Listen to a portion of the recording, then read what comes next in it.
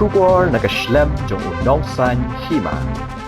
Ki polit ke East Khasi Hills but Bhoi district kilala man punpulom ya ka Thmu jong ka seng Hnlc National Liberation Council ban Pynbthei sa uway pat ubom IED laong USP ka Bhoi u Jakpal Singh Dhanwa hagas ngi baar. Hau kerwo khubor USP ulaong bahaka khatway trik uluber haka por kumbahan reobaji janmid kaway kakali bolero pick up kabadan yung registration number ML KR Lai R Sao Lai kabadan niya da way ubreo yaw bala tip kerteng kum udaman bahar ripenar bat yaw bala jutip kum usya lapang kala syabat haka surak umsning mau hati USP ulaong ba udaman bahar ulay alamhi yaki pulit ban nagate kakali layo ban kurup ya bom IED da ka bomb detection and disposal squad na Shillong. Shisho USP ulaong bahado ba ay gani ka khubor kadon ka way ka kinjas nat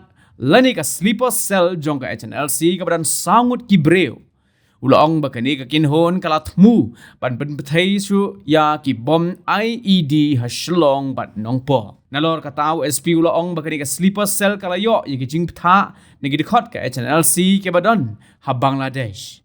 Nalor udaman bha ki waypat ki bala syakem kidei ki bala tip kerteng kumu robinis ripenar u jil taryang bat u shining nongrum bat kini barok sangut kidei ki basyong basa hari Bhoi. Shishu USP uliat ho balayo ban kurup ru hado khat santeli ki gelatin stick shispa an repo nyoteli ki splinter uway u safety fuse wire but lightly ki non-electronic detonators but santeli ki mobile phone. Ki pulit kila penrung dega ejahar hathanat Nongpoh hapo ki kindon jong ka Unlawful Activities Prevention Act but Explosive Substances Act hagabe dei bat kate ka jinyo kem ya kita ki sangut bat ka jingkurup bom IED.